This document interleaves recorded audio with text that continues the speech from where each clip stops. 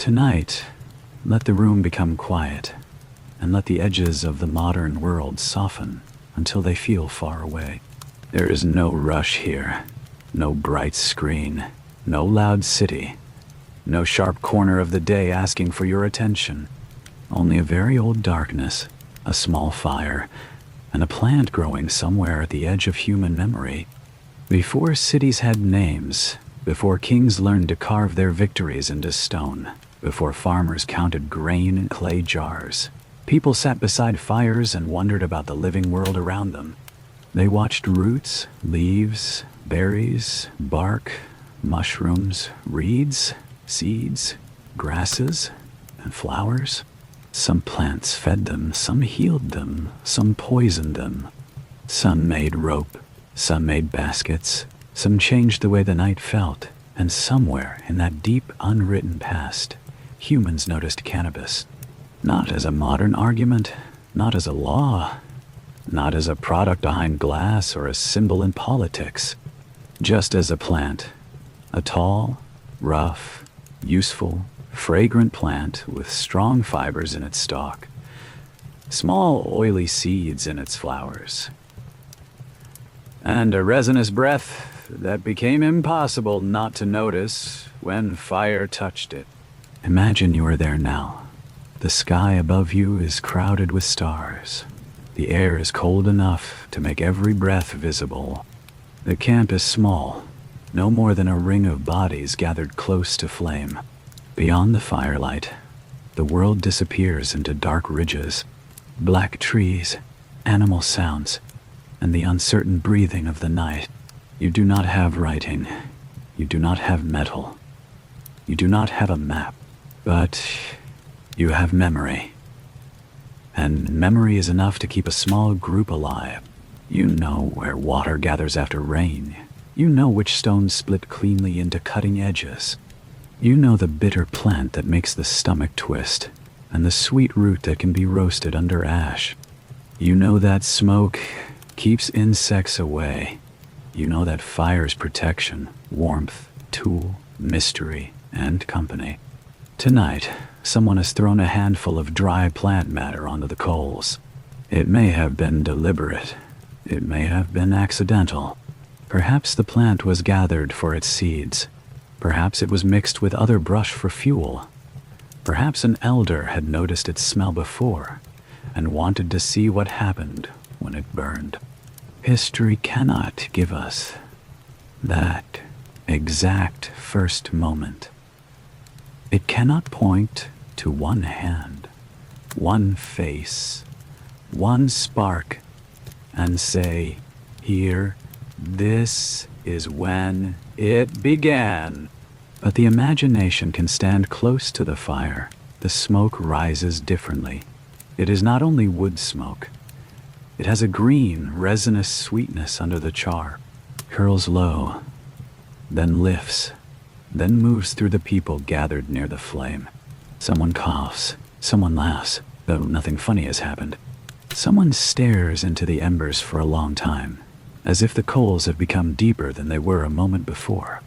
The night remains the same, the stars remain the same, but inside the body, something shifts. Time loosens a little, hunger wakes, old pain in the knee becomes less sharp. The shadows do not feel quite so threatening, or perhaps they feel stranger, but also more meaningful. A face lit by fire seems ancient and new at once. The crackle of wood becomes a pattern. The dark beyond the camp becomes not only danger, but mystery. For sleep, we do not need to make this moment noisy. We do not need to turn it into comedy or panic. It can remain small, a circle of tired people, a useful plant, a breath of smoke, a pause in fear. That may be one of the oldest reasons humans have returned to certain plants again and again.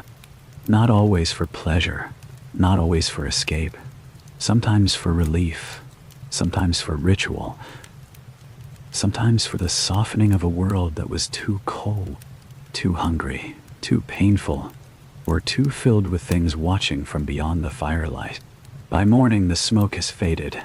Ash lies pale over the coals. The group wakes slowly, one by one, beneath a sky washed gray before sunrise. No one writes down what happened. No one has a word like chemistry. No one knows about receptors in the brain or resin glands on a flower. But someone remembers the plant. Someone looks for it again. And that is how many human relationships with plants begin. Not with certainty, but with a memory worth testing twice. The next day is cold and clear. You walk with others along the edge of a river valley where frost still clings in the grass. The world after the fire is full of details. Bird tracks in mud, broken reeds, the print of a deer, a place where wild animals have pushed through tall stems and left them bent in a narrow path. There, near disturbed soil, the plant grows. Cannabis is good at following disturbance. It likes open ground, riverbanks, edges, paths, places where floods have scraped the earth or animals have trampled competing plants down. Later, much later, people will call such species weeds, but that word can be unfair. A weed is often simply a plant that understands opportunity, and humans, long before they meant to, created opportunity everywhere they went. A camp changes the land. People gather wood. They burn brush. They drop seeds. They scrape hides. They dig for roots. They leave ash behind. They move on. Then, after rain and season and sun, new plants rise in the disturbed soil. Some are useless. Some are dangerous. Some are gifts. Cannabis may have been one of those gifts.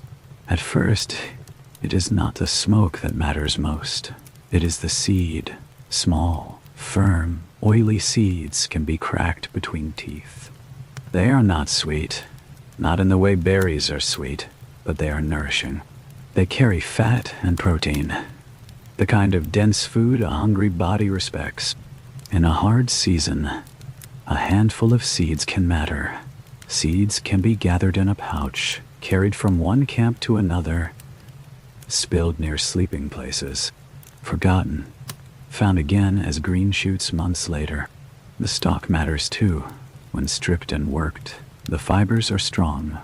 Long before anyone uses the word hemp, hands are learning that certain stems twist better than others. A strand can bind. A cord can hold. Cordage is one of those quiet inventions that changes everything without looking dramatic. With cord, you can tie a bundle, mend a shelter, fix a tool, hang food beyond the reach of animals, make nets, carry weight, bind a spear point, fasten a child's sleeping skin against the wind. History often celebrates the sharp stone blade, the painted cave wall, the first wheel, the first city. But somewhere in the background is cord, soft, flexible, humble cord. Without it, many grander things do not hold together.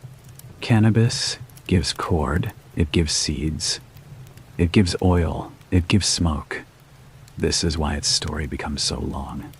It never belongs to one category. It is not only food, not only fiber, not only medicine, not only ritual. It slips between uses. That is part of its power and part of the confusion that will follow it for thousands of years. As the seasons pass, people learn more. The leaves have a smell. The flowers are different from the stalk. Some plants are stronger, stickier, more fragrant. Some seem to change the mood more than others when dried and burned. No one says selected breeding. No one says domestication. But preference begins quietly. A useful plant is remembered. A stronger fiber is saved. A better seed head is gathered. A more fragrant flower is kept close. The plant follows the people because the people carry it. Seeds cling to bags, fall from baskets, pass through stomachs, spill beside camps, travel in trade, travel in memory. In this way, cannabis becomes a kind of botanical companion, not tamed all at once, not planted in straight fields at first, but encouraged, tolerated, noticed, returned to. At night, by the fire, its other qualities remain part of the story. Smoke can gather a group together. Smoke can mark a moment. Smoke can become a shared breath. In a dangerous world, anything that makes a group sit close, laugh softly, tell stories, and feel less alone has social power. Not every use is sacred at the beginning. Some things become sacred only because they are repeated at the right moments. A child is born, and fragrant plants are burned. A hunter returns wounded, and smoke fills the shelter. An elder dies, and the group sits through the night, feeding the fire, breathing what rises from it, watching sparks go upward like tiny souls. Maybe cannabis is there, maybe sometimes it is not, but plants that change pain, hunger, fear, dreams, and memory do not remain ordinary for long. And after nights like that, dreams may come, not necessarily clear dreams, not messages carved in stone, more like images, animals speaking with human eyes, the dead sitting by the fire again, a river flowing upward into the stars, a lost child found in a field of tall green stems. The human mind has always made meaning from what visits it in sleep. If a plant changes dreaming even a little, it enters the realm of story. And story is how the old world remembers. So the plant remains with you, season after season, not as a single invention, but as a relationship. It helps bind tools. It feeds hunger. It softens pain. It scents the fire. It makes certain nights feel wider than others. The group moves on. The camp disappears under grass. Ash becomes soil. Bones sink slowly into earth. But some seeds remain, and when the next people come through the valley, they find tall plants growing where human life once gathered. They may think the place is simply fertile. They may not know they are walking into the trace of an old camp. They may not know the plant has already been traveling with their kind for generations. The wind moves through the stems. The river keeps shining. The story continues. Now drift forward, not quickly, only as smoke moves from one fire to another. The world grows wider. People move with herds, then with trade, then with stories that travel farther than feet. Grasslands open beneath huge skies. Horses become companions. Wheels creak over dry ground. Wind combs through the steppe in long, cold waves. You are somewhere among the peoples later riders will call Scythians. They are riders, archers, nomads, traders, mourners, makers of gold, keepers of horses, and graved beneath mounds of earth. They move across the open lands between the Black Sea, Central Asia, and the edges of worlds that settled farmers find difficult to understand. To outsiders, they seem fierce and strange. To themselves, they are simply living in the rhythm of grass, animals, weather, and war. Here, cannabis becomes more visible in the historical record. A Greek writer, Herodotus, would describe steppe peoples using cannabis in a kind of smoke bath. He wrote of seeds or plant matter thrown onto hot stones beneath felt coverings, where the vapor rose thickly, and the people cried out in pleasure or release. Whether every detail is exact or colored by the astonishment of an outsider, the image has endured because it is vivid. A tent, hot stones, fragrant smoke, bodies sweating, voices rising into the dark. For a sleep story, let us enter this scene gently. The day has been long. Horses stand tethered beyond the camp, their breath white in the evening cold. Leather creaks. A child sleeps wrapped in wool somewhere. Meat cooks over a low flame. The sky is immense, purple at the edge, darkening toward black. Inside a small felt tent, stones glow from the fire. Someone places dried cannabis on them. The plant does not burst. into flame. It smolders, releases scent, thickens the air. The people sit close, not crowded, but enclosed. The wind outside softens into a distant presence. The smoke fills the tent slowly. There is warmth. There is breathing. There is the strange comfort of being hidden from the steppe for a while. This is not a modern room. There is no couch, no glass, no clock. There are only bodies tired from riding, muscles aching, hands cracked from weather, griefs that have not been spoken, hopes that belong to the next day's journey. Smoke becomes a small weather of its own. It changes the tent. It marks the time apart from ordinary time. Perhaps this is cleansing. Perhaps it is mourning. Perhaps it is pleasure. Perhaps it is all three, because ancient life rarely separated those things as neatly as later books would. Archaeology gives us echoes. Burial mounds across the steppe world have revealed traces of cannabis, hemp materials, vessels, braziers, pouches, and residues that suggest the plant was not accidental. It had a place. It was carried with care. It entered the world of burial and memory. A grave is one of the most serious things a culture makes. What people place with the dead tells us what they think may be needed beyond breath.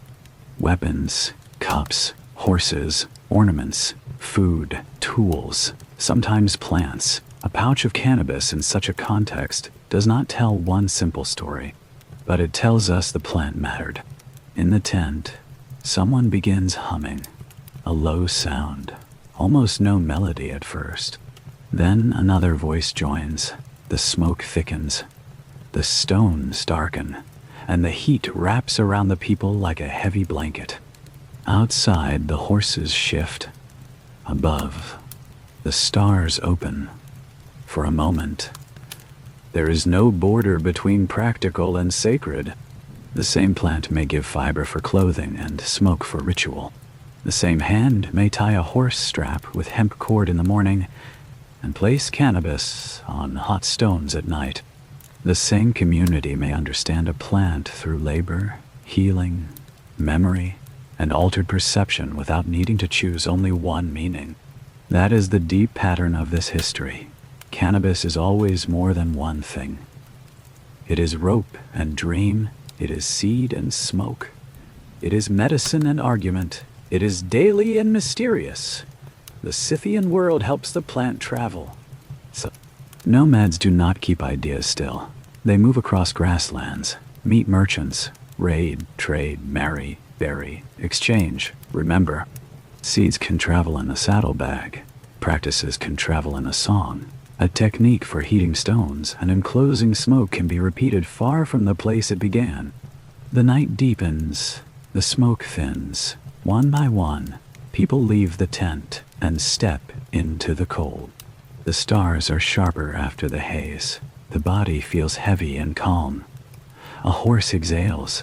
Someone laughs quietly, not loudly, not wildly, only with the relief of being alive after another hard day. The fire outside is low. The grass moves in the dark tomorrow. The riders will go on, and the plant will go with them from the steppe. The story climbs. The land rises into ridges, passes, cold valleys, high plateaus and mountains, where the air becomes thin enough to make each breath feel precious. The Pamir and Himalayan worlds are not empty edges of civilization. They are corridors, meeting places, sacred heights, and difficult roads where traders, herders, mourners, and travelers carry goods from one world to another. Here, cannabis takes on a solemn role. Imagine a stone tomb in high country. The wind outside is hard and clean. It runs along the slopes, lifts dust, rattles dry grass, and presses against the entrance as though it wants to enter the ceremony too.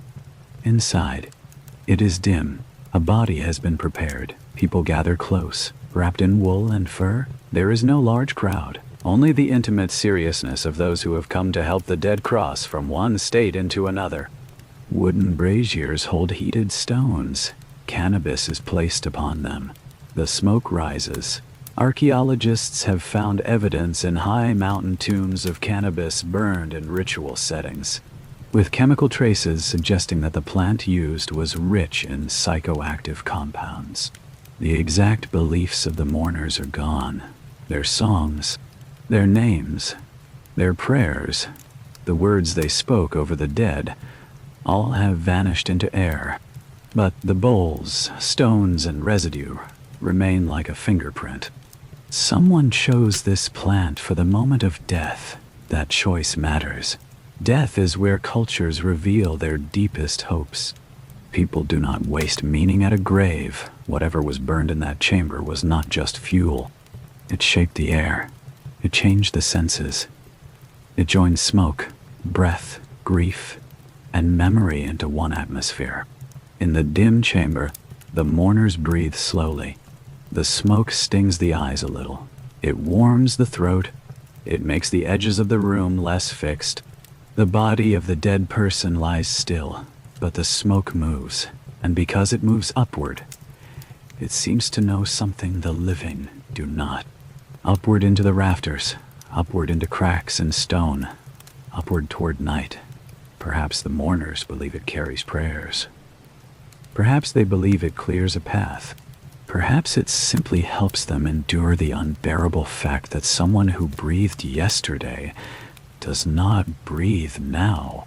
A plant that changes grief becomes sacred very easily. Outside the tomb, after the ceremony, the mountain remains indifferent and beautiful. Snow brightens the far peaks. Yaks or goats move like dark beads along a slope. A child is told to stay near the fire. Someone wraps leftover plant material carefully and places it in a pouch. It will be needed again. High places often change plants. Strong sun, harsh wind, rocky soil, cold nights, and short growing seasons can make resinous plants protect themselves more intensely. Ancient people did not need laboratory language to notice strength. They only needed comparison. This valley's plants are mild. Those near the high pass are stronger. This harvest is useful for cord. That one is kept for rites. Selection begins again, not in a modern field with labels and measurements, but through preference, memory, and repetition. People keep what works. They carry what matters. They return to places where the plant is good. This is how desire shapes agriculture before agriculture admits what it is doing. The mountain road continues downward. Caravans pass through valleys. Pack animals carry salt, wool, jade, grain, metal, stories, and seeds. The future Silk Road is not yet a single named thing, but exchange is already happening. Every resting place is a small library of human movement. A trader tells a healer about a plant from the high valley. A mourner gives seeds to a cousin traveling east. A shaman trades dried flowers for a blade. A caravan guard learns that smoke can ease pain after a fall. The plant moves not as an empire, but as a whisper. By the time it reaches wider valleys and more settled communities, it has gathered meanings from fire, fiber, food, burial, and dream. That is a rich inheritance for any plant to carry. Now descend with it. The mountains soften into river valleys. Villages grow more permanent. Fields appear in wider patterns. Writing begins to hold memory outside the body. A mark on bone, a slip of bamboo, a list, a prescription, a calendar, a tax record, a story no longer dependent on one elder's voice. We are entering ancient China. Here, cannabis becomes organized. It does not leave mystery behind, but it gains a place in systems of use. Hemp grows in fields. Its fibers become cloth, rope, shoes, bowstrings, nets, and paper-like materials. Its seeds enter food and medicine. Its name appears in the long, careful tradition of herbal knowledge. Walk now through an early settlement in the cool part of morning. The ground is damp. Smoke rises from cooking fires. A woman twists fiber with practiced hands. A child carries a bundle of stalks. Somewhere, a healer sorts dried plants into small containers, not as a magician showing off, but as a worker of careful memory. This root warms. This bark moves the stomach. This seed nourishes. This flower must be used with caution. Cannabis, often associated with the term lives in this world as both ordinary and unusual. That is the balance in ancient Chinese life. Hemp could be infrastructure, the humble material behind clothing, cords, sandals, fishing lines, and household tools. A society does not need to be intoxicated by a plant to depend on it. Sometimes the most important plants are the ones underfoot, woven into daily labor so completely that people stop praising them. But the medical tradition remembered other qualities too. Texts associated with early Chinese herbalism describe cannabis in ways that suggest practical use, bodily effect, and caution. Seeds could be used in food and medicine. Other parts of the plant carried stronger associations. Later, traditions would sometimes warn that excessive use could disturb the senses or bring visions. Whether every detail is myth, medicine, observation, or moral teaching, the tone is clear. This plant is not ignored. It is studied. There is a kind of calm respect in that. Not panic, not worship alone. Observation in the healer's room. The light is soft. Dried herbs hang from beams. A mortar rests on a low table. Outside, market voices rise and fall. Someone comes with joint pain. Someone else with a stomach complaint. A farmer's hands are cracked from cold. A mother wants help for a child who will not sleep. The healer listens, measures, grinds, mixes. Cannabis is one tool among many. That may sound less dramatic than a smoke-filled tomb or a steppe tent, but it is historically powerful. A plant that enters medicine becomes part of trust. It is no longer only something found and tested. It is inherited as knowledge. The same plant also enters cloth. Imagine a hemp robe rough against the skin but durable. Hemp sandals on a muddy path. Hemp cord holding together a bundle of bamboo slips. Hemp rope securing a load on a cart. Hemp fiber in nets that catch fish from a river shining under morning mist. The plant is everywhere. Useful as rope, reliable as grain, mysterious as a dream someone does not speak about in daylight. Some traditions later connect cannabis smoke or preparations to Daoist experiment, trance, or alchemical seeking. Here, as always, scholars debate how central the plant truly was to spiritual life. Perhaps it was sometimes incense, perhaps it was mostly fiber. Perhaps healers and ritual specialists guarded certain uses, while farmers simply valued the stalk. The uncertainty is part of the story. History is not a single road. It is a delta, many channels moving around islands of evidence. We follow the water gently, without forcing it into a straight line. In the evening, the market quiets. Hemp stalks lean against a wall. A healer covers jars.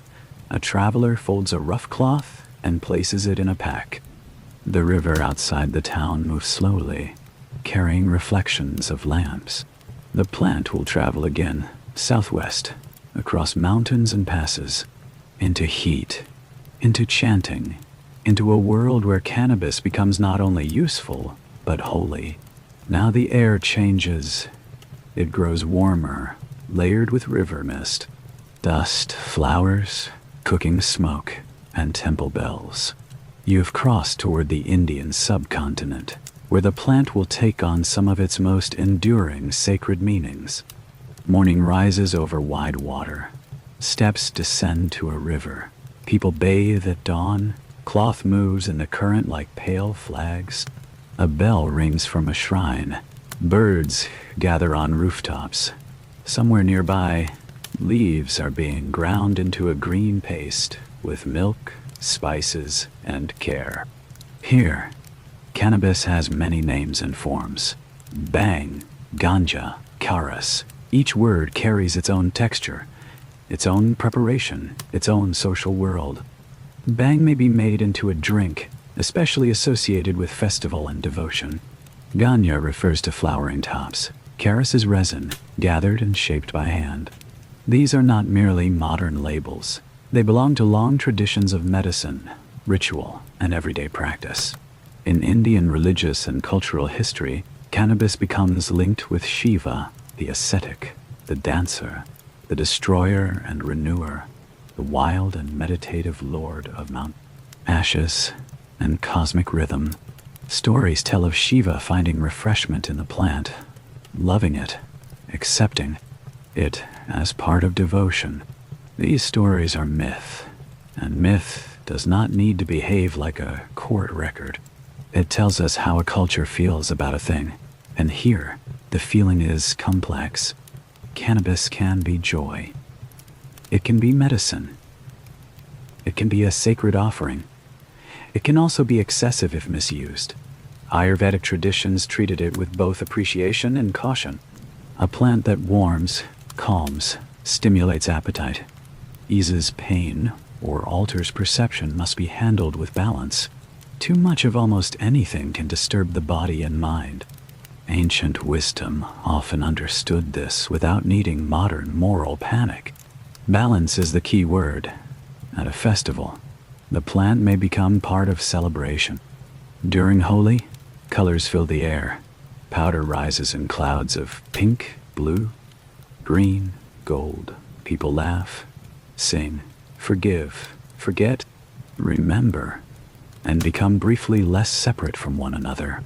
Bhang may be prepared and shared, not as a secret vice, but as part of a social and ritual season where the ordinary world turns bright and playful. For a sleep story, we do not need the crowd at its loudest. Let us step back to the edge of the morning after. The colors have settled into dust on the steps. The drums are distant now. A cup sits empty beside a wall. The river moves on, calm as ever. A holy man sits beneath a tree, ash on his skin, hair coiled, eyes half closed. A small pipe rests near his hand, whether he speaks of illusion, liberation, or only the weather.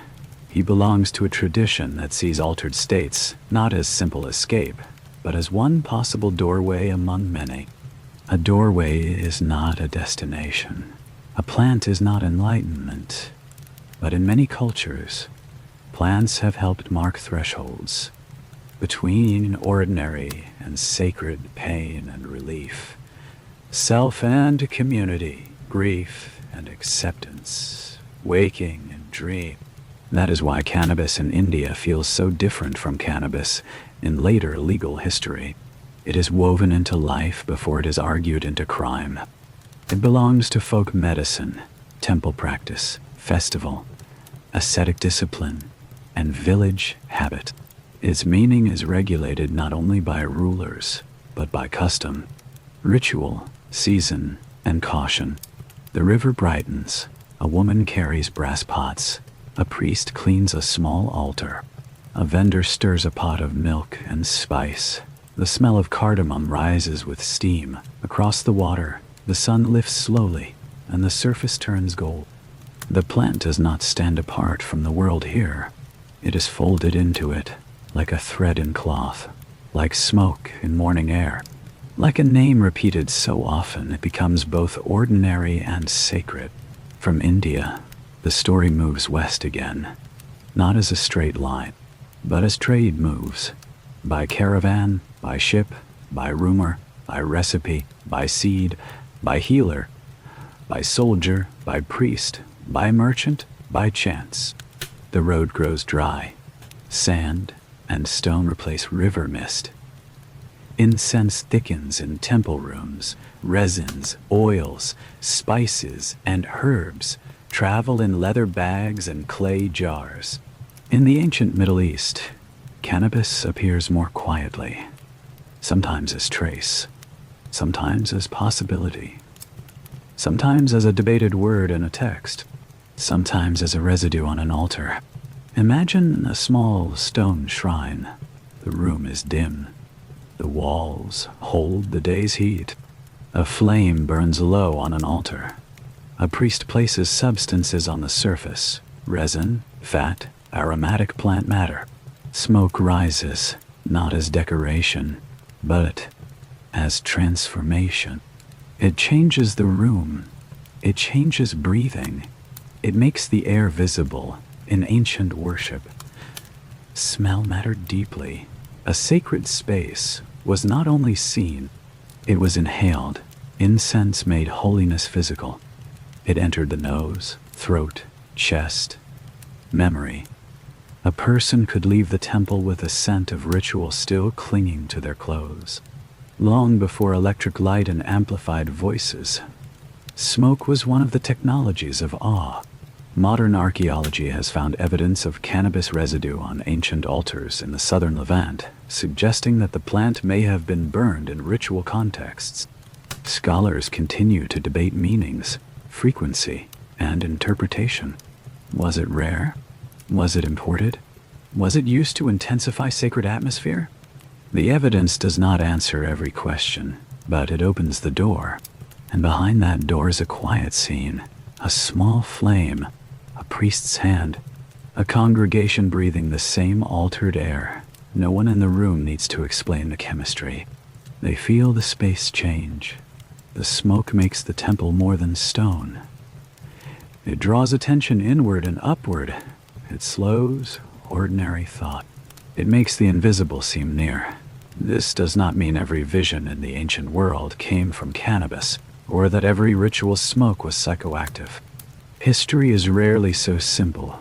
Frankincense, myrrh, cedar, oils, and countless local herbs filled sacred spaces.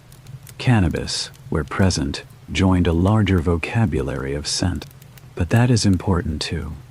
It was one voice in a choir of smoke. In nearby regions, in Persia and beyond, sacred plants were also part of ritual imagination. Texts speak of mysterious preparations, divine drinks, and plants connected with clarity, strength, or immortality. Scholars argue over their identities. Was one plant ephedra? Was another a mixture? Did cannabis sometimes join these preparations? The answer may shift from place to place. Let uncertainty remain soft. The historian does not need to turn every shadow into a statue. Sometimes it is enough to notice that ancient people used plants to approach pain, worship, death, healing, and dream. Cannabis was among the plants available, known, traded, and sometimes burned in meaningful ways. Now the scene changes again. The Nile moves slowly under a pale sky. Palm fronds whisper in dry heat. In Egypt, cannabis never seems to become the central divine plant of the culture. It does not stand beside grain gods or lotus imagery in grand, unmistakable form. Instead, it appears more practically, quietly, in the world of medicine and healing. Ancient Egyptian medicine was full of mixtures: honey, oils, resins, minerals, animal fats, herbs, prayers, charms, bandages, and careful observation. All lived together. The physical and spiritual were not always separate. A remedy could be practical and magical at the same time. In a healer's room, jars line a shelf. A woman sits with pain in her body. A worker comes with an inflamed wound. A child has irritated eyes. A midwife asks for a preparation used by her teacher, and her teacher's teacher before that. Plant names shift across languages and time, and scholars debate which ancient terms refer to cannabis. But the possibility of cannabis in Egyptian medical recipes fits the wider pattern. Useful plants were tested, remembered, and mixed. Picture a paste made with oil, honey, and ground herbs. Picture smoke used in fumigation. Picture a healer not performing a miracle, but offering relief. Sometimes, relief is the most human magic across the Mediterranean. Greek writers knew the word cannabis. They observed foreign customs, especially those of the steppe peoples, and physicians later described hemp and cannabis in herbals. In Greece, the plant does not dominate philosophy or medicine, but it appears. It is noted, it is categorized. Its fibers matter, its seeds matter. Its effects are observed with the curiosity typical of ancient medical writing. Rome inherits and expands this practical approach. Roman medicine is often a cabinet of everything the empire can reach. If a plant grows somewhere in the wide world of trade, conquest, and road systems, someone eventually writes about it, sells it, grinds it, cooks it, or argues over it. Cannabis appears as fiber, seed, and remedy. It is not always glamorous. Much of history is not glamorous. It is useful, and usefulness can be more durable than fame. A Roman rope made with hemp may help tie a ship. A sail may catch wind. A physician may store seed or extract. A farmer may know the plant as a crop before any poet bothers to make it symbolic. The story keeps changing scale. Sometimes cannabis is sacred smoke. Sometimes it is cloth. Sometimes it is a doctor's ingredient. Sometimes it is a grave good. Sometimes it is a sailor's rope. All of these are history, even the quiet ones. Now the night returns. Not prehistoric night, but a medieval garden night, scented with dust, water, fig leaves, and lamp oil. The world of hashish begins to take shape more clearly across parts of the Islamic world, Persia, Central Asia, North Africa, and beyond. Hashish is concentrated resin, portable, potent, easier to hide, share, trade, praise, condemn, and mythologize. In cities of scholars, poets, merchants, mystics, jurists, and wanderers, hashish becomes an object of fascination and argument. Some use it for pleasure. Some connect it with contemplation. Some condemn it as a danger to discipline and society. Some mock its users. Some praise the loosened imagination it brings. The debate itself becomes part of the plant's identity. Imagine a courtyard after sunset. Water moves through a narrow channel. Cushions rest on carpets. A lamp glows under an arch. Someone plays a stringed instrument softly enough that the melody seems to belong to the fountain. A poet recites lines about longing, annihilation of the self, union with the beloved, or the sweetness of losing the small ego in something vast. Is the poem about divine love? Human love? Wine? Hashish. Metaphor refuses to sit still. That is its beauty. In some Sufi contexts, and in some fringe or wandering groups, altered states may have been part of practice or reputation. Scholars debate the extent. Critics may have exaggerated. Devotees may have concealed. The truth lies somewhere in the haze. Between slander, experience, poetry, and the ordinary human wish to touch what cannot be touched directly. What matters for our sleep journey is not to prove that every mystic used hashish. They did not. It is to understand that the plant entered a world where intoxication, ecstasy, law, discipline, metaphor, and longing were already in conversation. Alcohol faced religious prohibition in many Islamic contexts, though practice varied. Hashish occupied a more ambiguous place, not always clearly addressed in the oldest laws, not always tolerated, not always forbidden with equal force. That ambiguity gave it room to move. And move it did, through markets, through poems, through jokes, through warnings, through stories of assassins and secret sects. Some exaggerated, some distorted by enemies, all powerful enough to give hashish a darker legend in the European imagination. A plant that had once been rope and seed now carried mystery, fear, pleasure, and scandal. This too will repeat. Again and again, cannabis will be made into whatever a society most needs it to be. Medicine when relief is needed. Sacred plant when ritual needs a doorway. Fiber when ships need rope. Vice when authorities need a symbol. Threat when fear needs a face. Freedom when rebels need a banner. In the medieval garden, though, all of that is far away. The lamp burns low. The poet's voice softens. A cup is set down. The moon rises above the courtyard wall. And for a moment, the world is simply quiet. Water, stone, breath, and the old human desire to feel the universe come closer. Before the centuries turn toward ships and empires, linger a little longer in the older world, because this is where the story becomes soft enough for sleep. Not in the argument, but in the ordinary rooms where people used what the plant gave them without needing to explain it to the future. Imagine a small village at the edge of a dry plain. The morning has not fully warmed yet. A woman sits outside a low house, drawing long fibers from soaked stalks. Her hands move with a rhythm older than counting.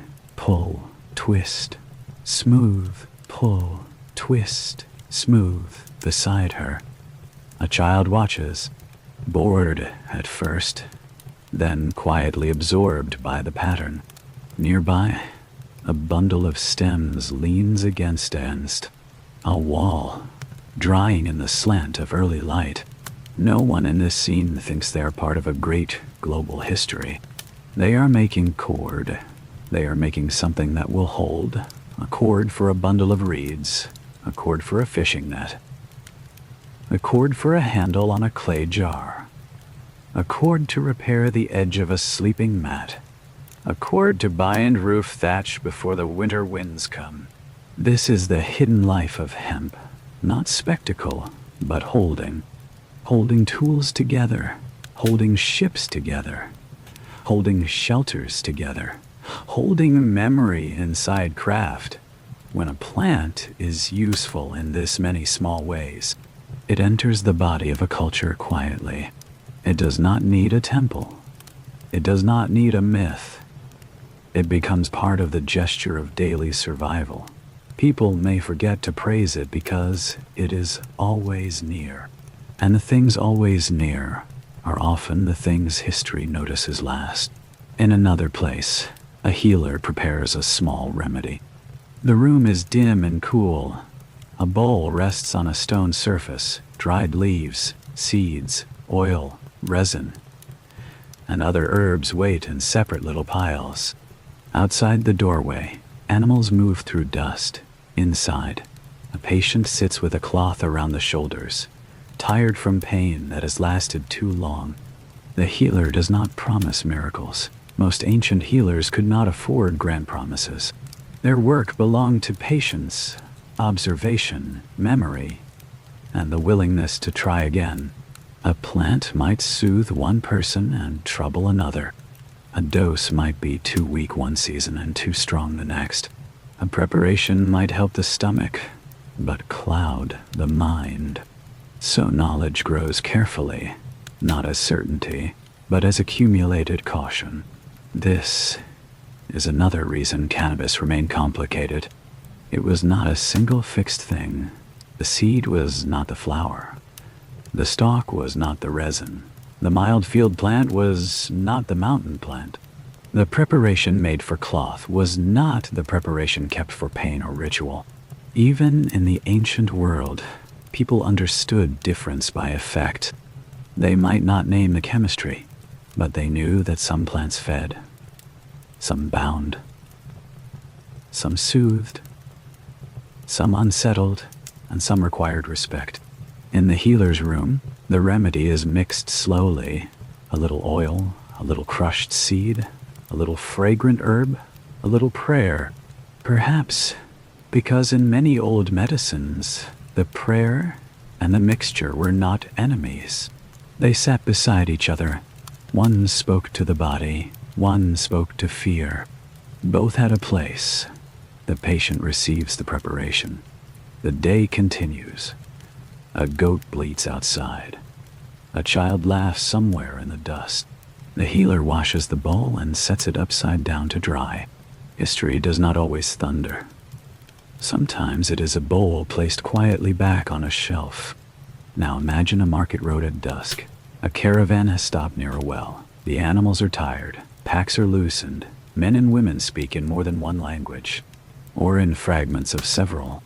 There is salt in one sack, dyed cloth in another, small metal tools wrapped in leather, dried fruit, medicinal roots, and seeds tucked into little bags, because seeds weigh almost nothing and can become value somewhere else.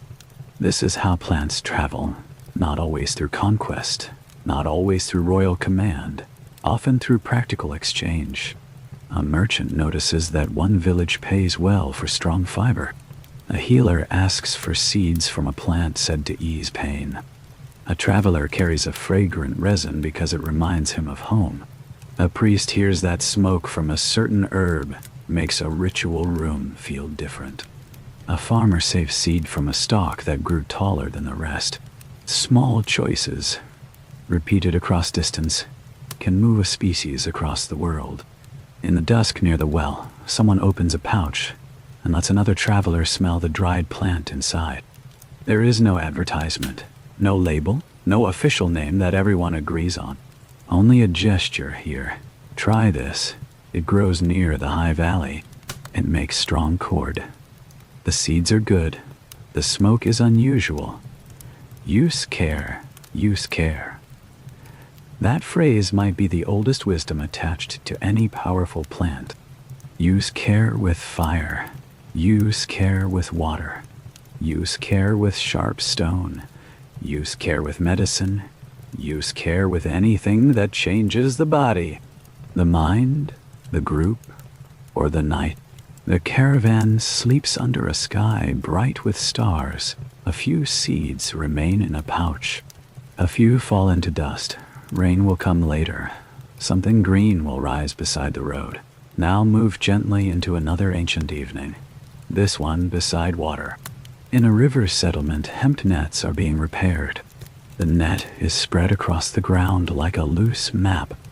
Fingers move through knots, finding breaks, tightening weak places, replacing what the river has worn away. Nets teach patience. They are made of many small crossings. One broken point can widen if ignored. One careful repair can save the whole pattern. There is a sleep lesson hidden there. The old world held itself together by knots, rope knots, family knots, trade knots, ritual knots, memory knots. Cannabis, as hemp, entered those knots literally. It helped make the nets that caught fish, the lines that tied loads, the cords that joined tools, the fibers that made rough cloth and durable sandals. When we think of ancient cannabis only as smoke, we miss its quietest power. It helped people carry things. It helped people bind things. It helped people cross water, pull animals, mend shelters, gather food, and prepare for weather. That usefulness gave the plant a place long before later societies argued over its effects. It was already in the hands of workers. It was already in fields. Kitchens, healers' rooms, boats, temples, tents, and graves. The net mender works until the light is nearly gone. Then the net is lifted and hung. Water sounds in the dark. The repaired knots hold. Now the story drifts to a small coastal town where wind moves through drying sails. Not yet the age of great empires. Not yet the huge navies of later centuries. But already people understand that strong fiber matters at sea. Salt is harsh. Wind is forceful. Water enters everything. A weak rope can mean a lost cargo. a broken mast, a life gone under the waves. Strong fiber is safety. Hemp's usefulness near water becomes part of its destiny. The plant that grew along rivers now helps people travel rivers. The plant that followed disturbed soil now follows harbors, docks, shipyards, and trade routes. Every coil of rope is a quiet argument for cultivation. Grow more, twist more, carry more, sail farther. In a harbor workshop, workers rub fiber between their palms. Dust floats in the light. The smell is dry, grassy, a little sharp. Outside, gulls call. Inside, no one speaks much. The labor has its own rhythm. Pull, twist, coil, pull, twist, coil. The repetition is almost hypnotic. This is one of the great bhang of sleep history, repeated work. Hands doing the same task across centuries. A woman twisting fiber by a house wall, a rope maker in a harbor, a healer grinding seeds, a scribe recording plant names, a sailor coiling line under a gray sky. The plant passes through all these hands, and the hands make the history human. Let us follow the hands now. A scribe dips a brush, a physician opens a jar, a priest lifts a censer, a farmer shakes seeds into a shallow basket. A traveler ties a pouch shut. A mother smooths hemp cloth over a sleeping child. A mourner watches smoke disappear into the roof of a tomb. Poet hears water and calls it longing. A sailor tests a rope by pulling it hard against his shoulder. All these scenes are separate, yet connected by the same green thread. Not a straight thread, a tangled one, but still one that can be followed if we move slowly enough. The night grows deeper. A lamp is lit in a scholar's room. There are scrolls, tablets, scraps of writing, lists of plants, lists of taxes, lists of offerings, lists of things bought, sold, weighed, dried, mixed, stored, and owed.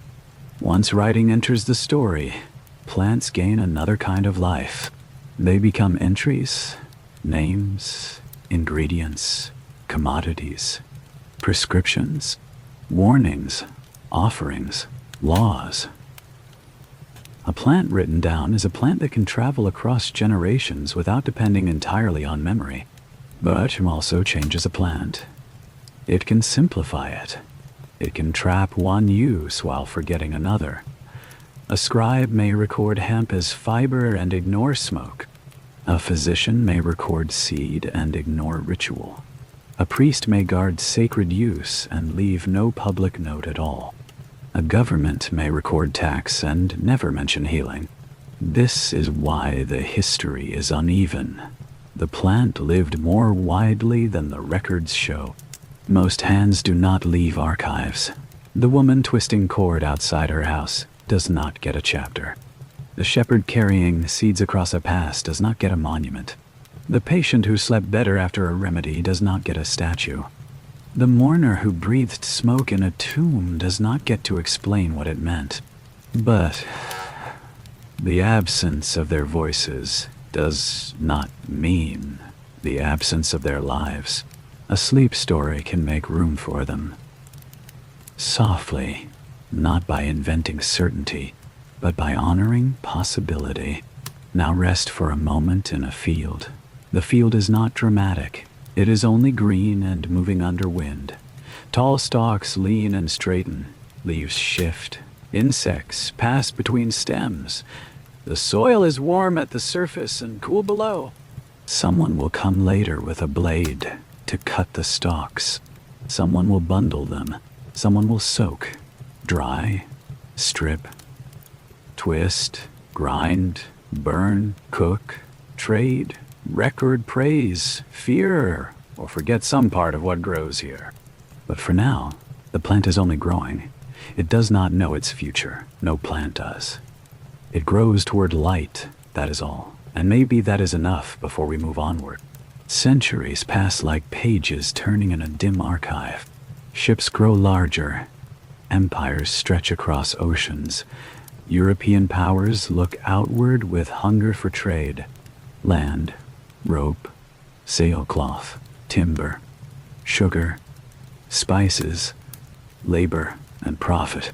Hemp becomes one of the plants that helps make maritime expansion possible. Not because sailors are dreaming beside incense burners. Because ships need rope, ships need sails, navies need rigging, ports need cordage. A single large sailing vessel can require astonishing amounts of fiber. Rope wears out, salt water destroys, wind strains, war consumes. Hemp, strong and durable, becomes industrially important. Fields are planted, laws encourage production, colonies are instructed to grow it. Merchants weigh it, governments track it. Here, cannabis, as hemp is not counterculture, it is infrastructure. Imagine a harbor at dawn. Masts stand like a forest of bare trees against a pale sky. Sailors move along decks, coils of rope lie heavy and tar-scented. Canvas waits to catch wind. Warehouses smell of salt, hemp fiber, pitch, damp wood, and distant cargo. No one in this scene thinks of the plant primarily as a scandal. It is material. It is what lets ships leave. The same plant that once scented a tomb now helps bind an empire's sails. That irony is not loud. It is quietly immense in Europe. Cannabis also enters medicine through travelers, physicians, colonial encounters, and translated traditions.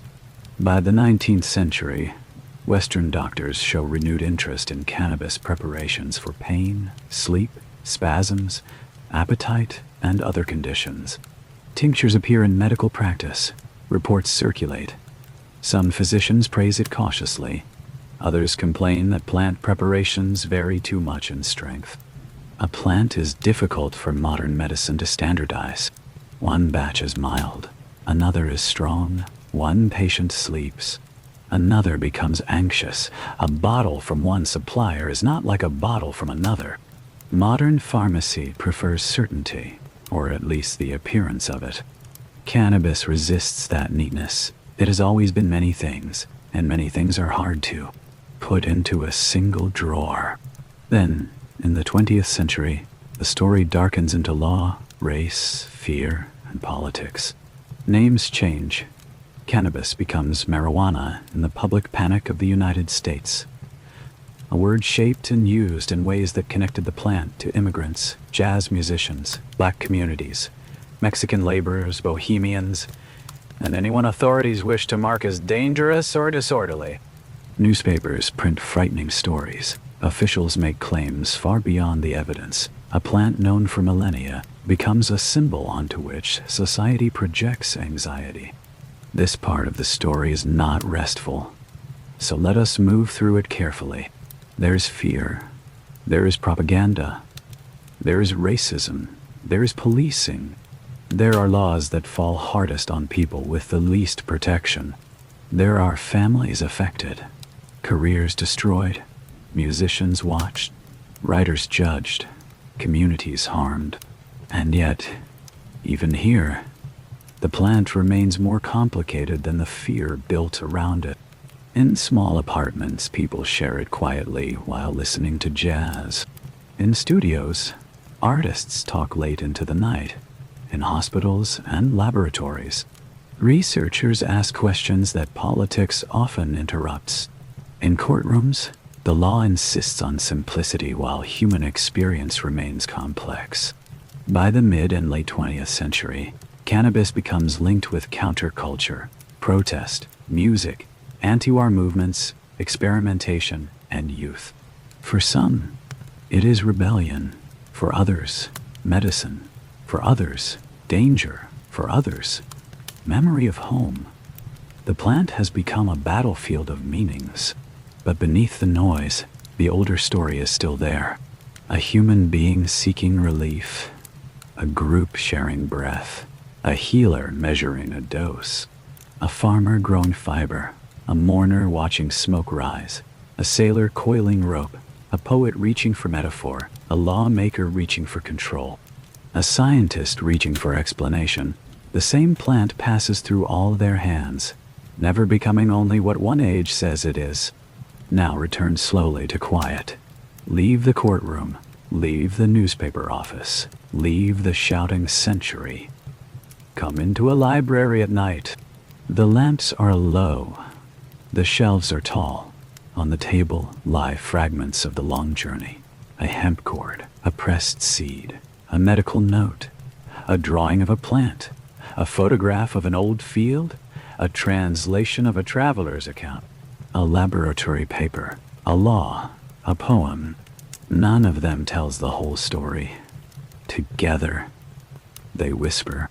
They say that humans have always lived with plants in ways more intimate than we remember. We build our houses from them. We eat them. We wear them. We burn them. We fear them. We make medicines from them. We make laws against them. We make myths around them. We carry them across oceans and then pretend they arrived on their own. Cannabis is one of those plants that reveals us. It shows our hunger for usefulness, our need for relief, our attraction to altered states, our fear of losing control.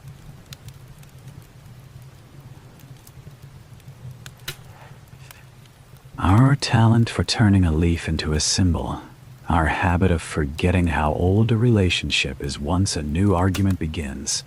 Tonight, we do not need to settle every argument. A sleep story is not a courtroom. It is a path through time, walked slowly enough that the dust can settle behind us. So let the images drift. A small prehistoric fire under a sky full of stars. Seeds in a leather pouch, a cord twisted by hand. A steppe tent warm with smoke. A mountain tomb where breath becomes prayer. A Chinese healer sorting herbs by lamplight. A river in India shining at dawn. A stone altar breathing incense into a dark room. An Egyptian courtyard heavy with palm shade. A Greek physician writing down the name of a plant. A Persian garden where a poem moves like water. A harbor filled with hemp rope and sleeping ships. A 20th century apartment where jazz plays softly through the wall. A modern archive. Quiet at last. The story does not end because the relationship has not ended. It continues in science, law, medicine, culture, agriculture, memory, and debate. But for tonight, we can stop at the edge of the page. The lamp is lowering. The library grows still. Outside, the night is gentle. Somewhere very far back in time, a fire is still burning in the imagination. People are gathered close to it. They are tired. They are afraid of the dark, but less afraid together. A plant dries near the stones. A seed waits in a pouch. Smoke rises, thins, and disappears into the stars. You do not need to follow it any farther now. Let the smoke become mist. Let the mist become darkness. Let the darkness become sleep.